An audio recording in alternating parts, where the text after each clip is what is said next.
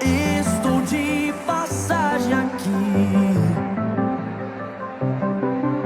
e esse não é o meu lugar. Deus preparou pra mim um novo lar, um novo lar. O céu é o meu lugar. O céu é o meu lugar. Lá em cima, vai, vai. O céu, meu lugar. E é pra lá que eu vou. E é pra lá que eu vou.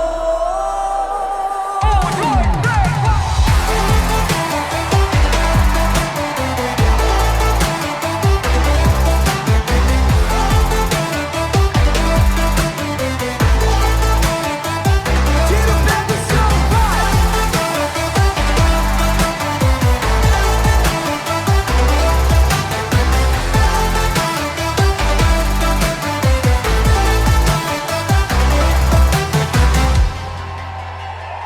Estou de passagem aqui, oh, e esse não é o meu lugar. Deus preparou pra mim o quê? Um novo lar, um novo lar. O céu mais alto. O céu é o meu lugar. O céu,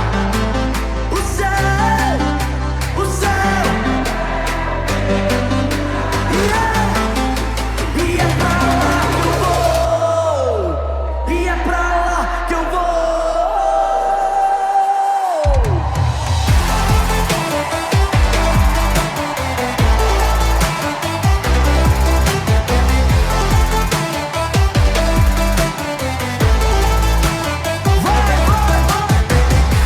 E é pra lá que eu vou.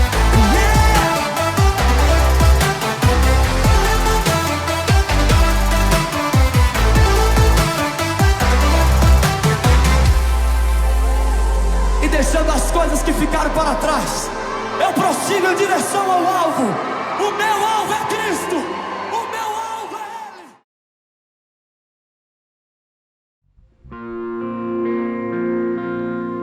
Ele. Graça e paz, igreja. Mais uma vez estamos aqui chegando na sua casa, chegando aí no seu celular, chegando no seu computador, chegando na sua intimidade, na sua família. E glória a Deus por isso, porque mais uma vez nós podemos congregar, nós podemos nos reunir, todos com o mesmo objetivo. E queremos apresentar ao Senhor as nossas orações, as nossas súplicas, porque é assim que fala lá em Filipenses 4, naquele momento em que Paulo fala que Deus deve sim conhecer cada um dos nossos pedidos, cada uma das nossas orações, das nossas súplicas, porque Ele vai trazer aquela paz que excede todo entendimento. E aí então a nossa mente vai poder estar completamente descansada na presença de Deus. E existe um pedido em específico que eu gostaria de convidar todos vocês a fazerem nessa noite, que é um pedido talvez o mais importante de todos. Pedir sim por coisas aqui dessa terra é muito importante, sim, mas existe um pedido que toda a igreja, a noiva de Cristo, deve fazer. E esse pedido é totalmente importante nesse momento, que é: vem Jesus, Maranata, ora vem Senhor Jesus. Nós, o corpo de Cristo, a noiva de Cristo, ela anseia por esse momento, por este reencontro. Então nesse momento eu gostaria de te convidar, feche seus olhos e entre na presença de Deus com esse pedido. Pai, muito obrigado, Senhor, porque nós temos a convicção de que Tu nos ouves, sim, cada um dos nossos pedidos, cada um dos nossos desejos, eles estão chegando aos Teus ouvidos, Pai. Mas nesse momento nós queremos pedir algo que nada nessa terra vai nos completar, nada na terra vai encher o nosso coração. Mas nesse momento, Pai, nós queremos pedir: vem, Jesus, Maranata, ora vem, Senhor Jesus. Nós temos saudades da Tua presença, nós precisamos da Tua presença, porque não há nada mais importante do que a Tua volta. E nós queremos isso o mais breve possível, porque nós já sentimos tudo que é possível aqui nessa terra. Não vai ser dinheiro, não vão ser pessoas que vão nos satisfazer, mas a Tua volta, Jesus Cristo, maravilhosa volta, que ela venha e venha logo, Jesus Cristo. Nós desejamos a Tua volta, em nome de Jesus. E nós convidamos, igreja, que você esteja aí adorando esta verdade. Adore conosco, em nome de Jesus. Vem, Jesus, vem, Jesus, Maranata, vem, Senhor Jesus. Diga: vem, Jesus, vem, Jesus, Maranata, ora vem, Senhor Jesus. Esse é o nosso pedido. Vem, Jesus, vem, Jesus, ora vem, Maranata, ora vem, Senhor Jesus. Diga mais forte: vem, Jesus, vem, Jesus, yeah. Maranata, ora vem, Jesus, vem, Jesus, vem, Jesus, Maranata, ora vem, Senhor Jesus. Só em Ti confiarei, eu nada temerei, em frente eu irei, pois eu sei que vivo estás e um dia voltarás do céu pra nos buscar, pra sempre reinarás.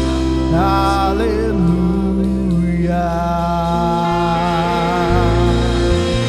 Nós cremos nessa vinda e que em nome de Jesus todos os nossos dias sejam guiados por essa certeza, em nome de Jesus.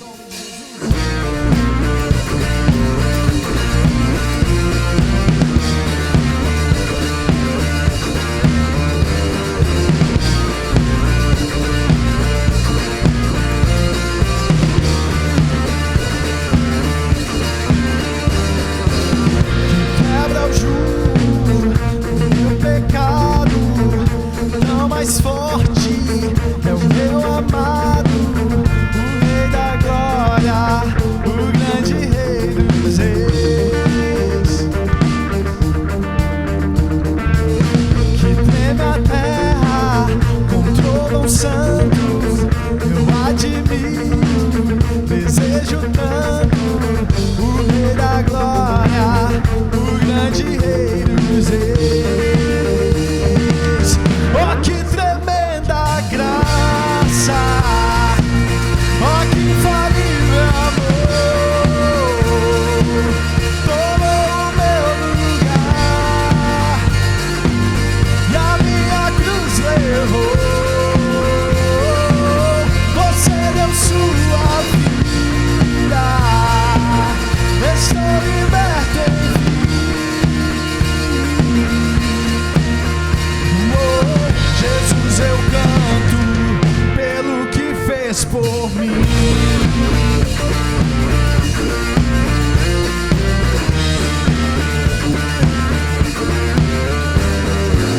Que traz a ordem em meio ao caos, adota o órfão, livra do mal, o Rei da Glória,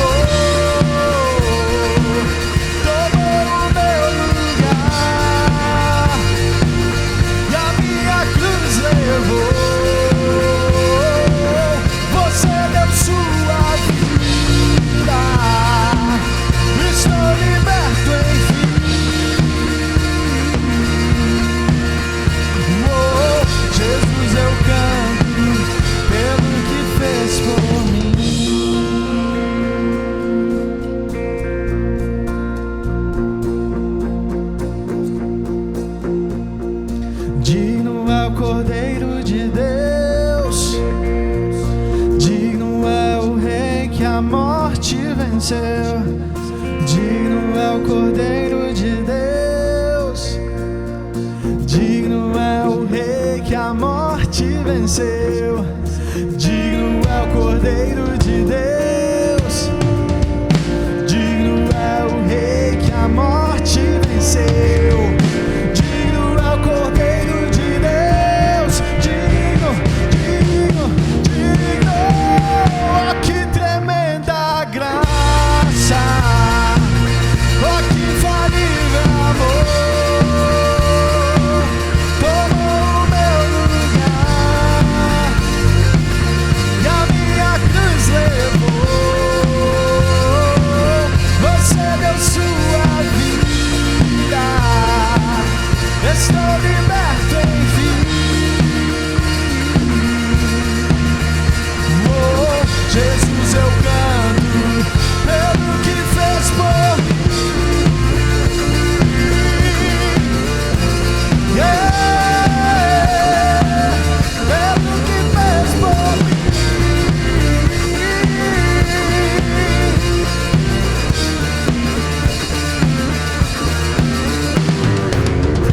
Aleluia, toda honra seja dada ao Senhor, toda honra seja dada ao Rei dos Reis, porque somente Ele tem a autoridade, porque já venceu a morte e em breve voltará. Muito obrigado, Jesus Cristo, porque somente em Ti nós podemos descansar, Senhor. Muito obrigado, Jesus. A paz que excede todo entendimento vem somente em Ti.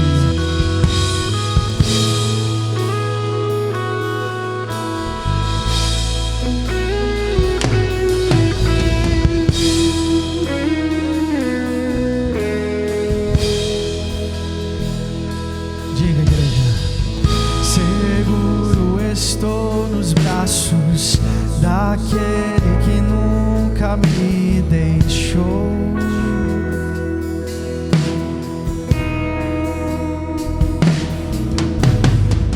Seu amor perfeito sempre esteve repousado em mim.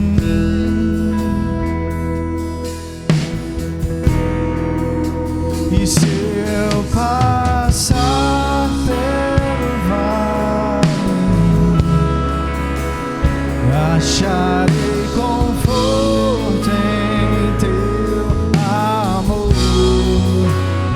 pois eu sei que és aquele que me guarda, me guarda. E em Teus braços é o meu descanso, em Teus braços é o meu descanso, em Teus braços é o meu descanso, em Teus braços é o meu descanso. Os seguros digam: seguro estou nos braços daquele que nunca me deixou. Muito obrigado, Deus. Seu amor perfeito sempre esteve repousado em mim. Oh, se eu passar pelo vale,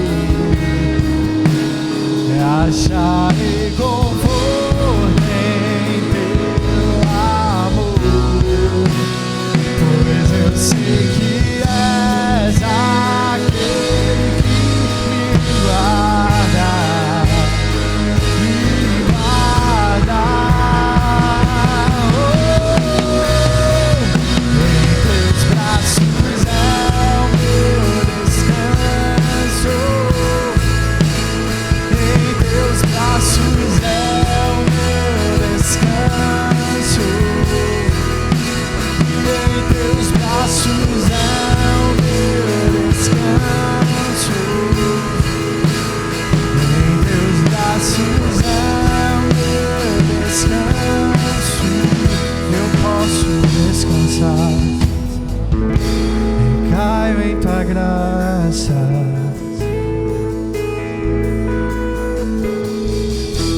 Recaio de novo em suas mãos, recaio em tua graça,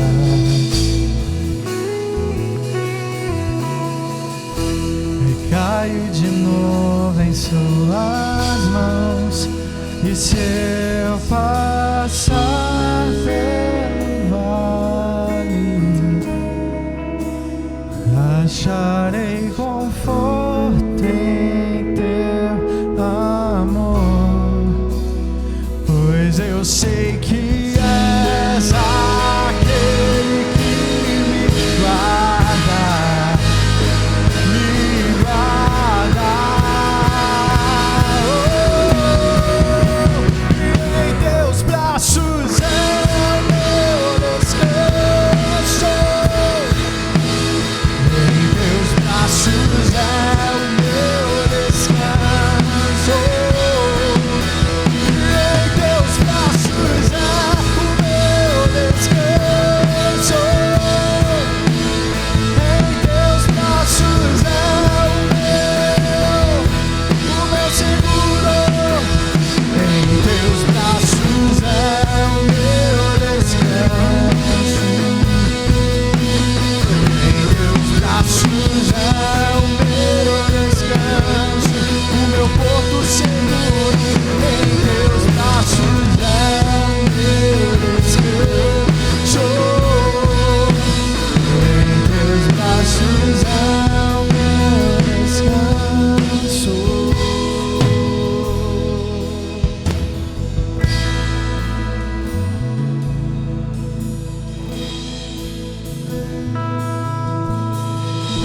Somente em Ti, Senhor, descansamos, Pai. Muito obrigado, porque em Ti está completamente a nossa segurança, Deus, em nome de Jesus. Boa noite, meu irmão, boa noite, minha irmã. Graça e paz. Que a graça e a paz do nosso Senhor Jesus Cristo esteja com vocês. É uma satisfação muito grande poder estar aqui hoje cultuando ao nosso Senhor. E eu espero que você aí da sua casa possa adorá-lo também da forma que Ele merece. Eu vim aqui hoje trazer uma rápida palavra a respeito de dízimos e ofertas. E esse é um assunto que até hoje ele causa muita polêmica. Principalmente porque as pessoas elas ainda costumam relacionar dízimos e ofertas a dar dinheiro ao pastor ou dar dinheiro à igreja. E hoje eu queria dizer para vocês que isso é uma grande mentira. Dízimos e ofertas não tem nada a ver com dinheiro. Dizimar e ofertar é um ato de adoração. Da mesma forma que você acabou de adorar a Deus no nosso louvor, com sua oração, você adora a Deus também quando você é obediente e quando você o honra com seus dízimos e ofertas, sabe? E além desse momento não ter nada a ver com dinheiro, ele também não fala a respeito de quantidade. Quando a gente olha para a Bíblia, lá em Lucas 21, ele nos traz uma história que talvez vocês conheçam, que é a história da oferta da viúva pobre. Essa viúva, ela estava no meio de muitas pessoas que estavam ofertando grandes quantidades, e ela ofertou apenas 2 moedinhas. Jesus viu, isso lhe chamou a atenção, e ele falou para os seus discípulos que verdadeiramente aquela mulher havia ofertado mais do que qualquer outra pessoa que estava ali, porque as pessoas ofertavam daquilo que lhes sobrava, e aquela mulher ofertou tudo o que tinha. Com essa atitude dela, também nos mostra um outro princípio a respeito de dízimos e oferta, que isso é um ato de fé. Aquela mulher, ela só tinha 2 moedas, ela não tinha nada mais para que ela pudesse sobreviver, e ainda assim, tendo fé de que nada lhe faltaria, com um coração voluntário, ela foi lá e ofertou tudo o que tinha ao Senhor, porque ela tinha convicção de que Deus jamais a deixaria desamparada. Então, quando a gente consegue extrair essas coisas dessa história, percebemos que dízimos e ofertas é adoração a Deus, que isso não está relacionado a dinheiro ou a quantidade, e isso é um ato de fé. Deus não quer o nosso dinheiro, na verdade Ele nem precisa, porque como fala lá em 1 Crônicas, capítulo 29, a palavra nos diz o seguinte: Teu, Senhor, é tudo que há nos céus e na terra. então é tudo dele. O que você tem não é seu, é dele. Aqui na terra nós fazemos um papel de mordomo, nós cuidamos daquilo que Deus põe em nossas mãos. E Ele não quer o nosso dinheiro. O que Deus quer de verdade é o nosso coração. Um coração voluntário, um coração grato e um coração fiel. Nesse momento eu te convido, meu amigo, eu te convido, minha amiga, a participar e adorar a Deus com seus dízimos e ofertas. Aqui embaixo vai aparecer os dados da conta bancária da igreja. Então você pode estar fazendo isso através de uma transferência bancária ou até mesmo através de um depósito. Amém? E eu te convido agora também a reclinar a sua cabeça para a gente orar por esse momento. Senhor Deus Pai, santo é o teu nome, Senhor. Antes de qualquer outra coisa, Pai, queremos te agradecer.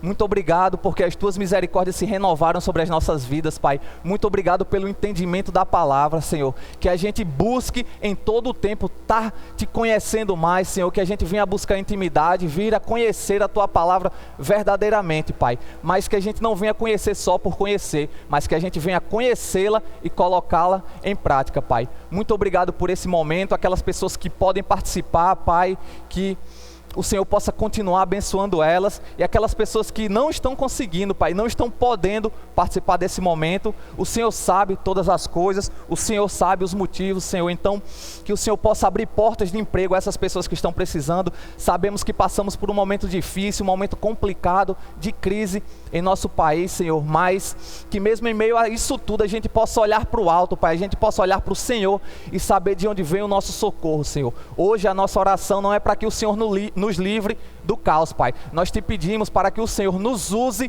em meio ao caos, Pai. Então é assim que eu te oro e eu te agradeço em nome de Jesus Cristo. Amém. Em espírito e em verdade te adoramos, te adoramos, Rei dos Reis e Senhor, te entregamos nosso viver, Rei dos Reis e Senhor, te entregamos nosso viver.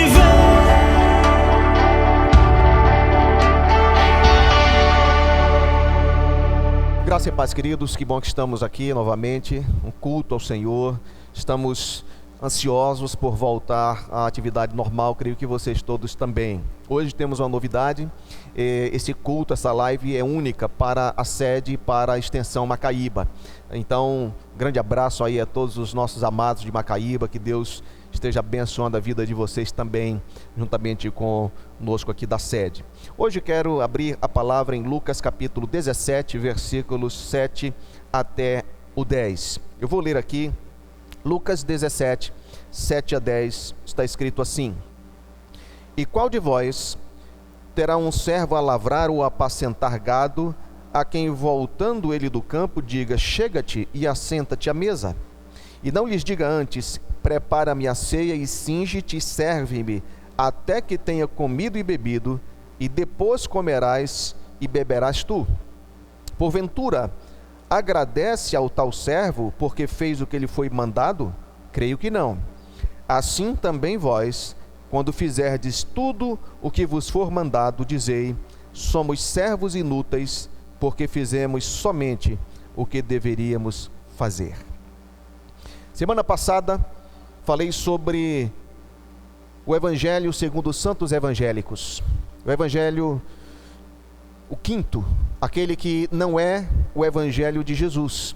Um Evangelho inventado por pessoas que querem estar em um contexto religioso, querem estar numa igreja, querem fazer parte de alguma forma do reino de Jesus, o aceitam até como Salvador, mas não o querem como Senhor. Governam sua vida, tomam as próprias decisões sem levar em consideração que Jesus é o Senhor de suas vidas. E eu expliquei sobre isso, sobre a palavra Senhor. O termo em grego é Kyrios, é usado para Jesus, que é Senhor absoluto de todas as coisas. E hoje, este Senhor, ele chama seus discípulos e ele faz uma pergunta. Ele diz novamente, como pergunta a seus discípulos, o seguinte: qual de vocês, tendo um servo, chama esse servo para sentar à mesa com vocês? Uma coisa interessante essa pergunta de Jesus. E aqueles homens, seus discípulos, quando ouviram essa parábola sobre esse servo, eles sabiam exatamente o que era um servo. Se nós formos comparar com o nosso tempo, um servo daquela época se compararia a um empregado do nosso tempo.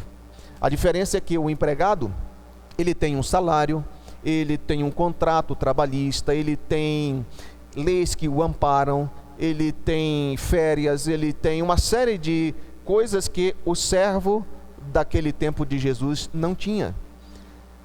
No primeiro século, um servo era um escravo mesmo. Era alguém que fora destituído de tudo o que possuía nesse mundo. Perdeu a sua liberdade, a sua autonomia, perdeu o direito de decidir sobre a própria vida, perdeu até o seu nome. Nem o nome o escravo preservava. Um escravo era comercializado da seguinte maneira: eram colocadas etiquetas no pescoço do escravo, onde ele era exposto no mercado como um animal, e as pessoas passavam e olhavam a mercadoria, olhavam o preço, avaliavam o estado da mercadoria e o preço, e então compravam aquele escravo. E a partir do momento que o escravo era comprado por alguém, ele deixava de ser escravo daquele que o vendeu para ser escravo daquele que o comprou. O que comprou o levava para casa, fazia um furo na sua orelha, na orelha do escravo, e pendurava ali um brinco com o seu nome, o nome do senhor, o nome do dono do escravo. E a partir dali, o escravo ele passava a ser conhecido como o escravo do fulano de tal. Não tinha mais nome também. O Senhor tinha total autoridade sobre a vida daquele escravo. Ele estava completamente à mercê das ordens e da vontade do seu Senhor. Por isso, quando Jesus perguntou se havia alguém ali, seus discípulos, que chamaria um servo para assentar à mesa, provavelmente os discípulos riram. Não era algo que se fazia, ninguém faria isso. O escravo, primeiro, mesmo depois de ter labutado no campo, como era o caso naquele tempo, ele chegava em casa, ele servia o seu senhor, preparava tudo, a comida, servia a mesa, esperava o seu senhor comer, e depois então, se sobrasse, é que ele poderia se alimentar daquilo que sobrava. E quando Jesus afirmou assim, e ele não agradece ao servo por ter cumprido as ordens que lhe deu, todos sabiam que não. É lógico, um senhor, um dono de um escravo, não precisava agradecê-lo por ele obedecer às suas ordens. Era a obrigação do escravo obedecer às ordens. E aí Jesus, depois de falar isso aos seus discípulos, depois de montar esse quadro na mente dos seus discípulos, ele completa e diz assim lá no 10: assim também vós, depois de haver desfeito tudo quanto vos foi ordenado, dizei: somos servos inúteis, porque fizemos apenas aquilo que deveríamos fazer. Não é uma coisa agradável de se ouvir, não é uma verdade que enche o nosso coração, não é algo que seja prazeroso ser um escravo, mas essa é a verdade. Nós somos escravos de Jesus Cristo. É possível não gostar disso, mas o apóstolo Paulo, ele entende e ele explica perfeitamente isso. Está lá em Romanos, capítulo 14, versículos 7 a 9. O apóstolo Paulo escreveu assim: porque nenhum de vós vive para si e nenhum morre para si, porque se vivemos, para o Senhor vivemos, se morremos, para o Senhor morremos, de sorte que ou vivamos ou morramos, somos do Senhor. Foi para isso que morreu Cristo e tornou a viver, para ser Senhor tanto dos mortos como dos vivos. O apóstolo Paulo, ele assevera essa verdade. Nós somos escravos de Cristo. Foi para isso que Jesus morreu, pelos nossos pecados. Mas a história não se completa no pagamento dos nossos pecados com a morte de Jesus. O motivo pelo qual Jesus morreu e ressuscitou foi para tornar-se Senhor de todos, Senhor de todos os seus escravos. É interessante isso. Veja 2 Coríntios, capítulo 5 e versículo 15. 2 Coríntios, capítulo 5, versículo 15, está escrito assim: e ele morreu por todos, para que os que vivem não vivam mais para si, mas para aquele que por eles morreu e ressuscitou. Amados, Jesus morreu e ressuscitou para que nós fôssemos comprados pelo seu sangue e assim nos tornássemos seus escravos.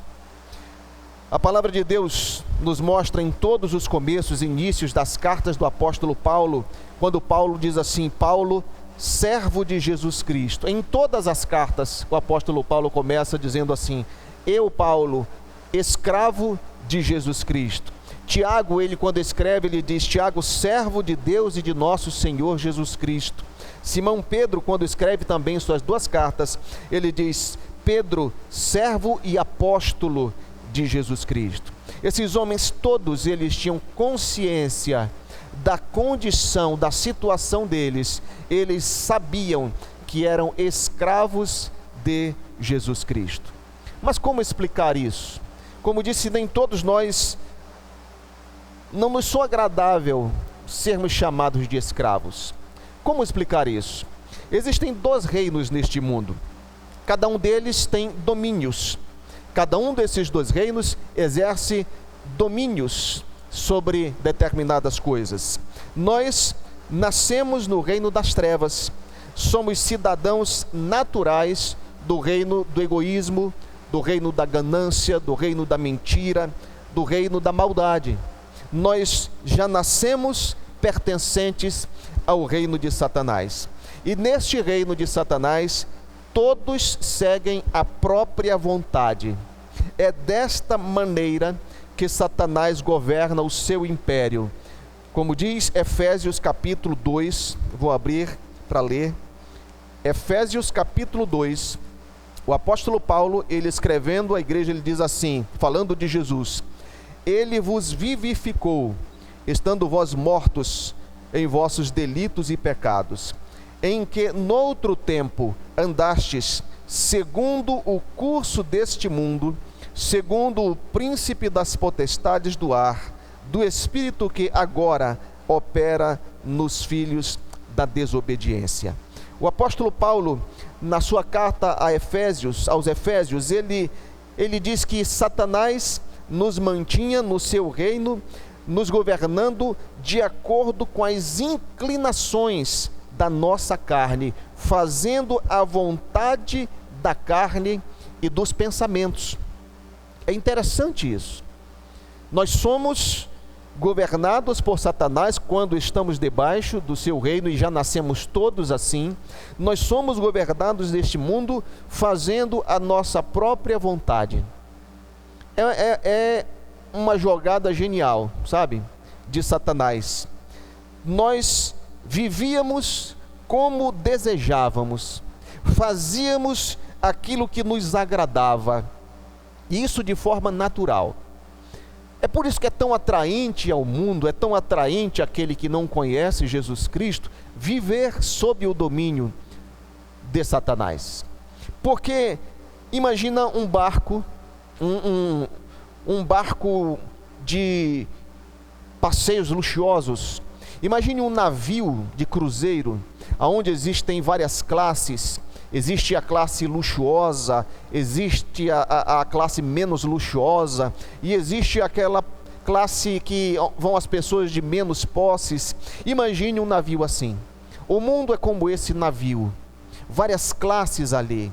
E o comandante desse navio, ele diz às pessoas que estão naquele navio que está afundando.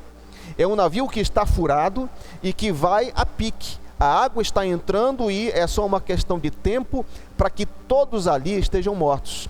Mas o comandante, o capitão do navio, que é Satanás, ele diz assim: olha, vocês podem desfrutar de tudo que existe nesse navio. Tudo é de vocês. Façam o que vocês quiserem. Fique à vontade, vá para a primeira classe, vá para a segunda, vá para baixo, onde você quiser e em qualquer lugar, faça aquilo que você quiser. Que coisa interessante, não? É desta maneira que Satanás governa este mundo. Se a pessoa tem vontade, se a sua carne clama por um determinado tipo de prazer, ela pode fazer. Não há problema algum, não há restrições, não há impedimento, sabe? As pessoas podem se inclinar para a homossexualidade, não tem problema.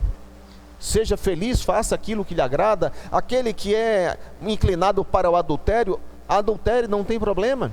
O inclinado à droga, à bebida, o inclinado à desonestidade, ao roubo, à mentira, não tem problema nenhum. É desta forma que Satanás governa o seu reino, o seu império. O problema é que o navio vai afundar. Esse é o real problema. O navio está afundando e todos ali vão morrer. Assim é esse mundo, queridos. E esse é o governo de Satanás. Mas no reino de Cristo é diferente. Colossenses capítulo 1, versículo 13 diz assim: Ele, Jesus, nos libertou do império das trevas e nos transportou para o reino do Filho do seu amor. E isso não significa ficar totalmente liberto do domínio de Satanás. Não, isso significa que nós agora estamos em outro reino. Nós agora pertencemos a outro rei. Somos de outro reino, porém ainda é possível se inclinar para as coisas do reino de Satanás. Mas, a grosso modo, é você mudar do domínio de Satanás para o domínio de Jesus. É você ter sido comprado de um rei que o comprou de outro rei. Entende? É Jesus morrendo naquela cruz, pagando o preço das nossas dívidas, o preço dos nossos pecados, a dívida que era contra nós, que eram os nossos pecados. Jesus os levou todos na sua cruz, e Ele pagou cada um desses pecados com a sua morte. E é esta mesma morte, este mesmo sangue derramado ali naquela cruz, que é a moeda que paga o preço dos nossos pecados, paga o preço que nós valíamos, e agora nós, pela fé em Jesus, nos tornamos seus súditos, seus escravos. Antes de encontrar Jesus, eu dirigia a minha própria vida, mas depois que conheci Jesus, é Ele que governa. É isso que marca a diferença entre aquele que é do reino das trevas para aquele que é do reino de Jesus. É a pessoa deliberadamente aceitar o fato de que a sua vida não é sua, pertence a Jesus. Ela não decide mais sozinha, ela pergunta ao seu Senhor, ao seu dono, ao seu mestre. Ou estamos no reino das trevas fazendo a própria vontade, ou estamos no reino de Jesus fazendo a vontade dele. O único meio de sair da condição de escravo de Satanás é a morte. E era como acontecia naquele tempo com o escravo. Não havia outra maneira de ele deixar de ser escravo. Só a morte o livrava de estar vivendo como um escravo. E foi exatamente o que Jesus fez por nós. Ele morre por nós. E quando nós o recebemos como nosso Senhor, nós morremos juntamente com Ele naquela cruz. E Ele nos faz nascer no seu reino, nascer dentro do seu reino. Então, como alguém pode mudar sua cidadania do reino das trevas para o reino de Deus? Morrendo e nascendo. Por isso a palavra de Deus diz que nós nascemos de novo. É o novo nascimento.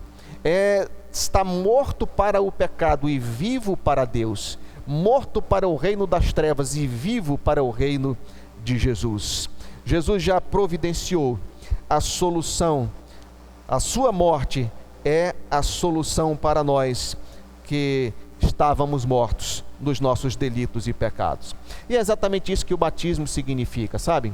O batismo, ele demonstra de uma forma lúdica aquilo que já aconteceu conosco no reino do Espírito. Quando nós somos mergulhados na água, quando nós somos imersos na água, aquilo significa que nós morremos e fomos sepultados para o pecado, para as coisas desse mundo, para o reino das trevas. E quando nós somos retirados da água, significa que nós renascemos para uma nova vida, para uma vida com nosso Senhor Jesus. E eu gostaria que você hoje pensasse nisso. Eu gostaria que você hoje se lembrasse disso, que você considerasse isso. Qual o reino que tem predomínio sobre a sua vida? Qual é o Senhor que tem predominado sobre a sua vida? Qual é a vontade que tem predominado sobre a sua vida? Pense nisso um pouco, meu querido. Qual é a vontade que tem sido feita na tua vida? Lembre-se que eu acabei de dizer que no reino de Satanás, as pessoas elas são conduzidas nesse reino fazendo a vontade dos próprios pensamentos. E é interessante quando o apóstolo Paulo coloca isso, a vontade da carne e dos próprios pensamentos. Por que ele coloca da carne e dos próprios pensamentos? Porque a carne é que traz as inclinações. A carne, ela traz os desejos. A carne pecaminosa, a herança adâmica, ela está contaminada pelo pecado. Mas o apóstolo Paulo diz a vontade da carne e dos pensamentos. O que é isso? Os pensamentos ele coloca aqui como os argumentos que nós encontramos para viabilizar, os argumentos que nós desenvolvemos para que esta ação, para que dar vazão às nossas inclinações pecaminosas possam ser consideradas por nós. São os argumentos, são as coisas que nós concordamos ou inventamos ou retiramos dos argumentos de alguém para fazer com que nós nos sintamos melhor, fazendo a nossa própria vontade. É por isso que Jesus, ele diz, antes vocês eram, pela pena do apóstolo Paulo, antes vocês viviam assim, fazendo a vontade da carne e dos pensamentos, mas agora estão vivos para fazer a minha vontade. O que predomina na nossa vida, irmãos? O que é que tem predominado no nosso dia a dia? Qual reino está mais presente no nosso dia a dia? Pense um pouco, avalie um pouco.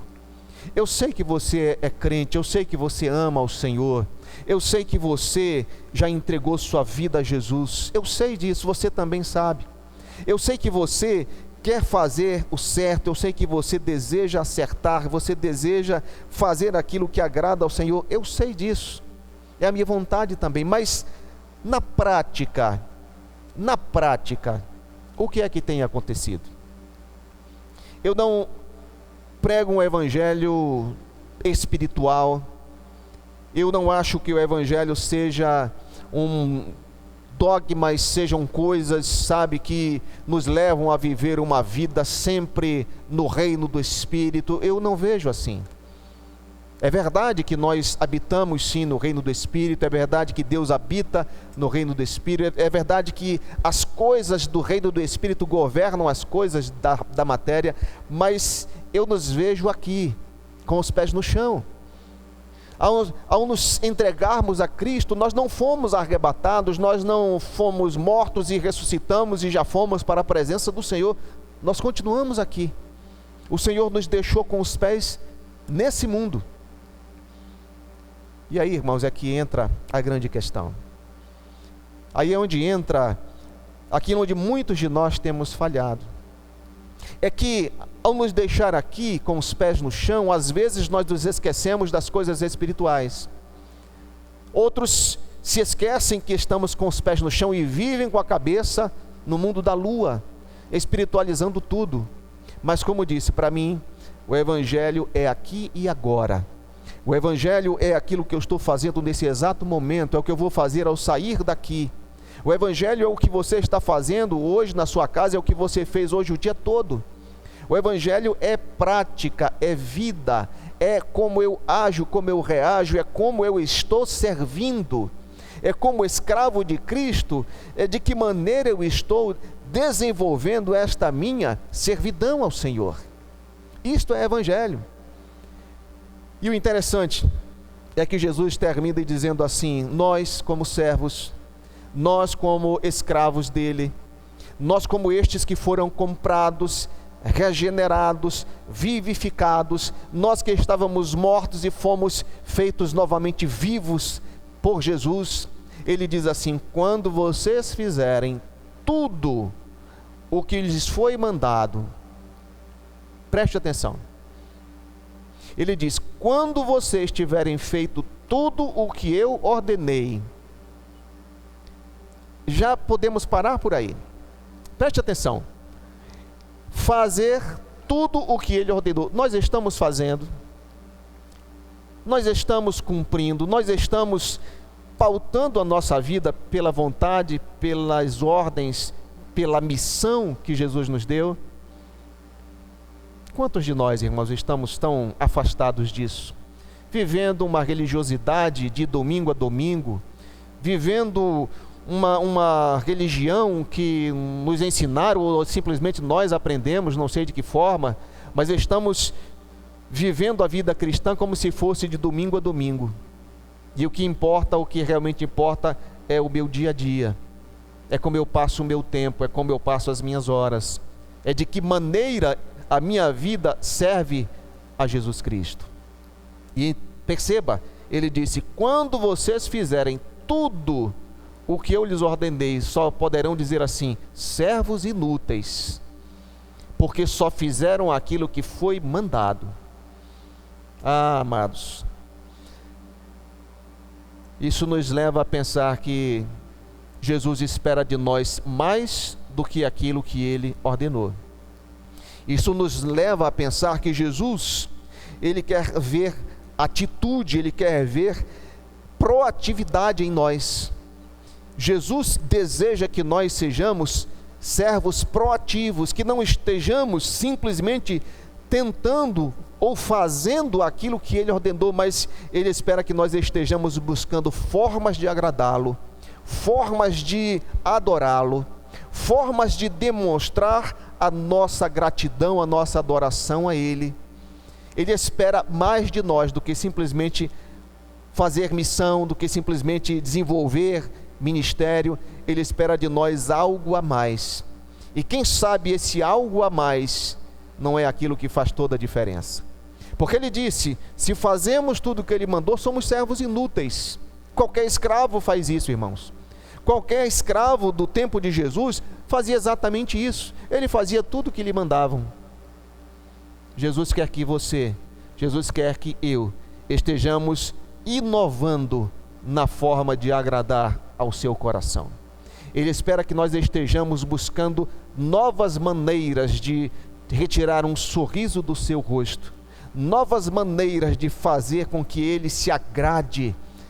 E a palavra diz: agrada-te do Senhor e ele satisfará os desejos do teu coração. Deus quer olhar para nós e Deus quer encontrar atitudes inovadoras para agradá-lo. Deus quer olhar para nós e quer encontrar, nos ver, Deus quer nos ver criando novas maneiras, fazendo tudo o que temos que fazer, mas dando algo a mais a ele. E quantos são aqueles escravos que nem aquilo que ele ordena estão tentando fazer? Quantos escravos são aqueles que nem aquilo que é o mínimo, aquilo que é o básico, o medíocre mesmo, estão fazendo? Que o Senhor nos ensine hoje, nos faça hoje sentir essa necessidade e essa urgência de sermos escravos, servos sim, proativos no reino de Deus. Ele não nos chama de escravos. Nós éramos escravos de Satanás, ele nos comprou e ele agora nos chama de irmãos, amigos, filhos. Só isso já seria suficiente para qualquer escravo que vivia na escravidão, vivia num barco furado, vivia realmente condenado. Só isso, de ter sido comprado e não ser tratado como escravo, só isso já seria suficiente para que a gente buscasse todas as formas possíveis para agradar o nosso Deus. Amém, querido? Que Deus nos abençoe nesta noite.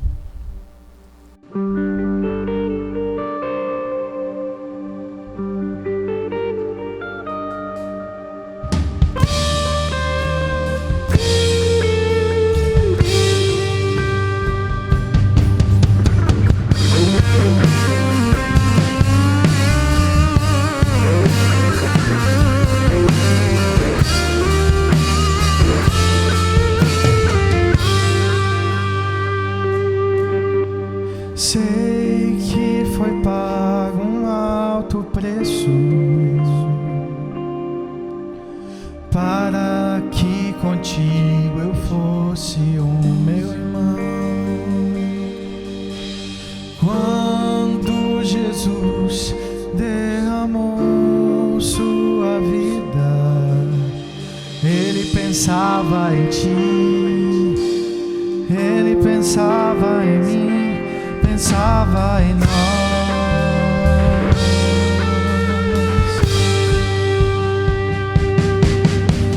Sei que foi pago um alto preço para que contigo eu fosse o meu irmão. Quando Jesus derramou sua vida, ele pensava em ti, ele pensava em mim, pensava em nós, e nos ia redimir por seu sangue, lutando o bom combate do Senhor, lado a lado trabalhando, sua igreja edificando e rompendo as barreiras pelo amor.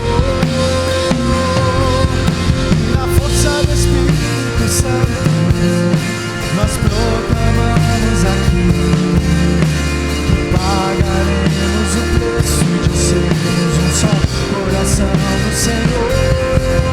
E por mais que as trevas gritem e nos tentem separar, com os nossos olhos em Cristo, vamos andar.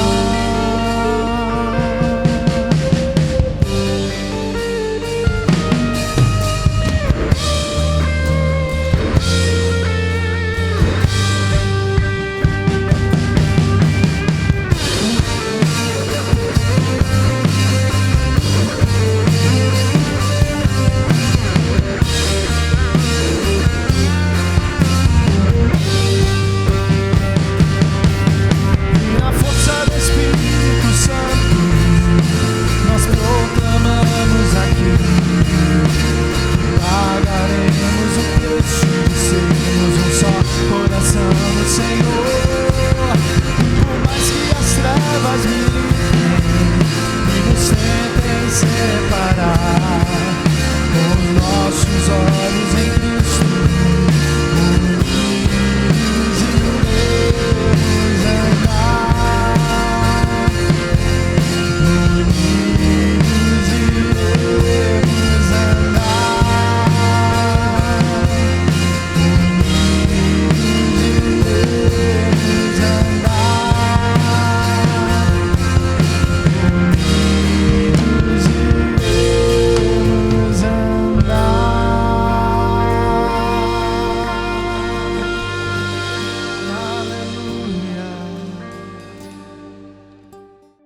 Meu querido, minha irmã, meu irmão, acabamos de cantar, sei que foi pago um alto preço para que contigo eu fosse um, meu irmão. Sabe, Jesus pagou um alto preço, não foi barato. Para nós é de graça, para nós não custa nada, mas foi pago um alto preço para que nós fôssemos povo, fôssemos filhos, fôssemos um povo unido, um povo que se ama, um povo que cumpre a missão, um povo que faz mais do que lhe foi ordenado, um povo que tem essa gratidão no coração ao Senhor. E eu queria te convidar hoje a pensar isso, nesse final de culto. Eu queria te lembrar da missão. Sabe, eu estou com saudade de ver pessoas se rendendo a Jesus. Todos os dias eu penso nisso, todos os dias eu penso em novas formas, novas maneiras de evangelizar, de levar o evangelho a Jesus. Eu sei o que é ser um escravo, eu sei o que é ser escravizado por Satanás. Eu vivi assim como um escravo na lama durante muitos anos da minha vida. Eu sei de onde Jesus me tirou.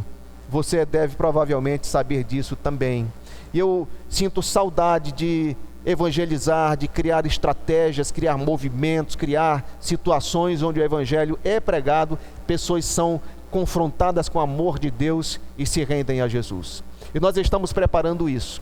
Nós estamos aproveitando esse momento de pandemia, de paralisação, de isolamento, estamos trabalhando para formar uma estratégia que vai nos fazer ganhar muitas pessoas para Jesus. Você quer ganhar alguém para Jesus, meu irmão?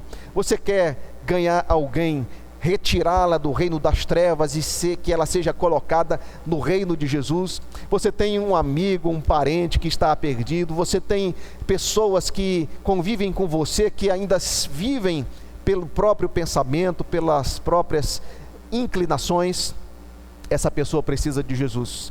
Mas eu te garanto, nós vamos voltar, quando voltarmos à normalidade, nós vamos voltar a encher o nosso auditório de pessoas rendidas a Cristo. Amém? Eu conto com você para isso. Eu conto com o teu coração de servo para isso.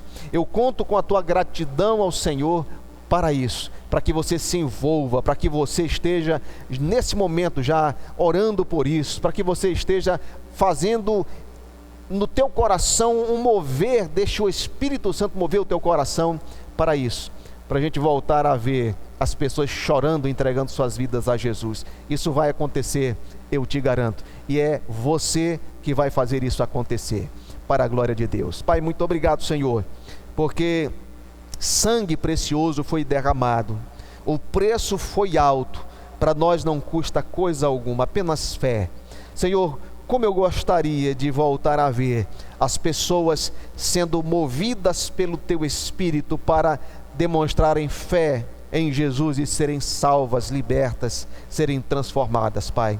Nós haveremos de ver isso acontecendo. O Senhor vai nos dar sabedoria, o Senhor vai nos capacitar, o Senhor vai nos dar proatividade, o Senhor vai nos dar liderança, o Senhor vai nos mover em ousadia e atitudes para demonstrar muito mais ao teu coração do que aquilo que simplesmente temos feito como ordens do Senhor, cumprindo ordens do Senhor. Nós queremos, Deus, agradar o teu coração de formas em que o Senhor olhe para nós e diga como valeu a pena ter feito o sacrifício por esse filho. Pai, muito obrigado, Senhor, e nós pedimos que o Senhor nos abençoe, abençoa cada um desses que estão em casa agora, participando desse culto, que a tua bênção, Senhor, venha sobre nós, sobre cada um, fazendo com que sejamos servos úteis